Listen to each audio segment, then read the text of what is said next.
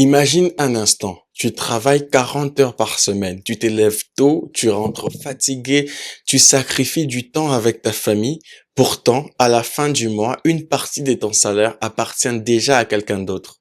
Appartient à la banque, appartient à la compagnie de crédit, au prêteur. Tu gagnes de l'argent, mais tu ne les possèdes pas entièrement. C'est exactement ça la dette. Une sorte de prison invisible, un esclavage moderne que des millions de personnes considèrent comme normal malheureusement.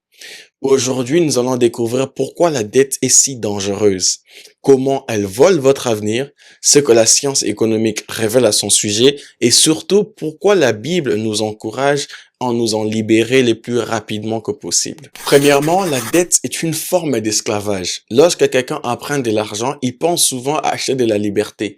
Il achète une voiture, une maison, il se paye des vacances, les derniers iPhones par exemple. Mais en réalité, il échange souvent sa liberté future contre un plaisir immédiat. La Bible le dit clairement dans Proverbe 22, le verset 7. L'emprunteur est esclave du prêteur. Celui qui emprunte est esclave de celui qui prête. Remarquez bien les mots utilisés ici. On ne dit pas serviteur, pas partenaire, mais esclave. Pourquoi? Parce qu'une partie de ton futur ne t'appartient plus. Tu travailles aujourd'hui pour payer une décision prise hier. Chaque paiement mensuel devient une chaîne invisible attachée à ton revenu. Tu travailles beaucoup, mais tu es de moins en moins libre.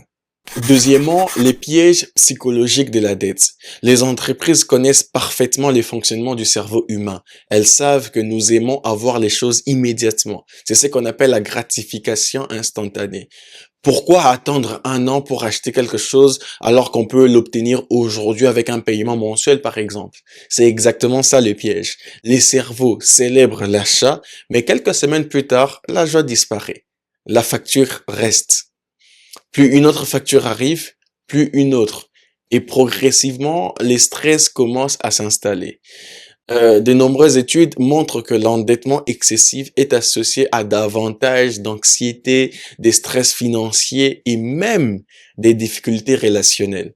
La dette n'affecte pas seulement le portefeuille, n'affecte pas seulement ta poche, mais elle affecte ton être littéralement.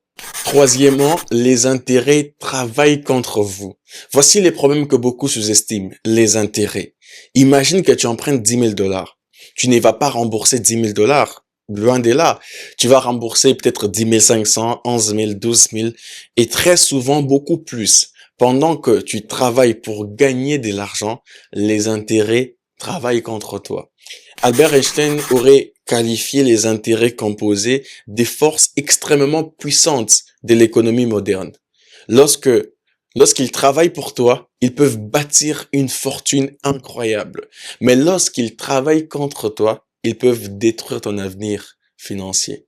Quatrièmement, la dette vole ton futur. Chaque dollar envoyé à un créancier est un dollar qui ne peut pas être investi, être épargné, qui ne peut pas être donné, financer un projet, préparer la retraite ou même soutenir votre famille. La dette ne vole pas seulement votre argent, elle vole vos opportunités, vos rêves, elle vole votre capacité à dire oui au projet que Dieu pourrait placer devant vous. Certaines personnes restent bloquées pendant 10, 20, 30 ans dans des remboursements qui limitent drastiquement leur potentiel. Cinquièmement, ce que la Bible enseigne sur la dette. La Bible ne dit pas qu'emprunter est toujours un péché, mais elle met constamment en garde contre les dangers de l'endettement.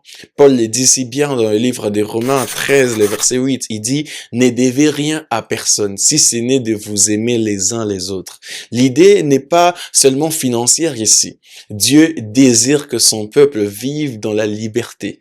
Une personne libre peut mieux servir. Une personne libre peut mieux donner, peut mieux entreprendre, peut mieux répondre à l'appel de Dieu. L'endettement excessif limite souvent cette liberté.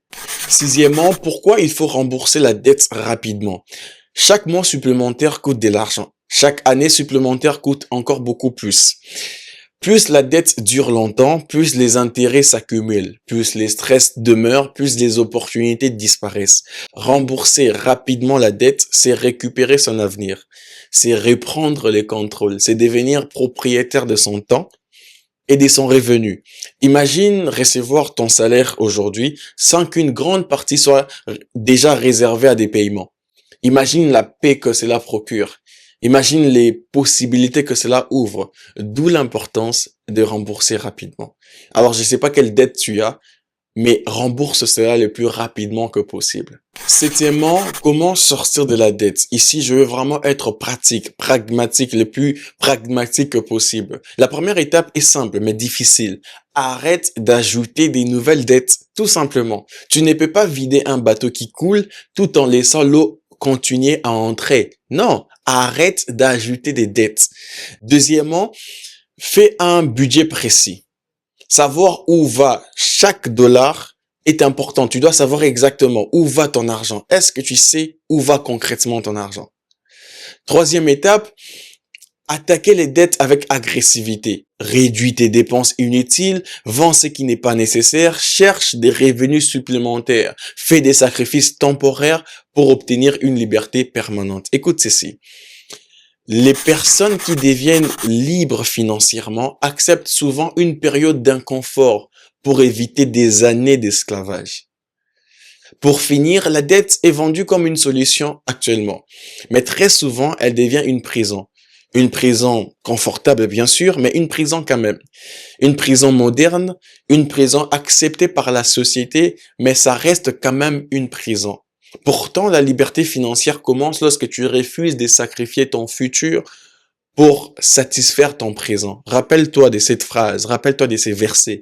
L'emprunteur est esclave du prêteur. La question que j'ai pour toi, avant de finir, travailles-tu pour construire ton avenir ou travailles-tu pour payer ton passé? Si cette vidéo t'a été utile, partage-la à quelqu'un qui a besoin de retrouver sa liberté financière. Et dis-moi en commentaire quelle est la première dette que tu vas commencer à éliminer. À très bientôt pour une nouvelle vidéo.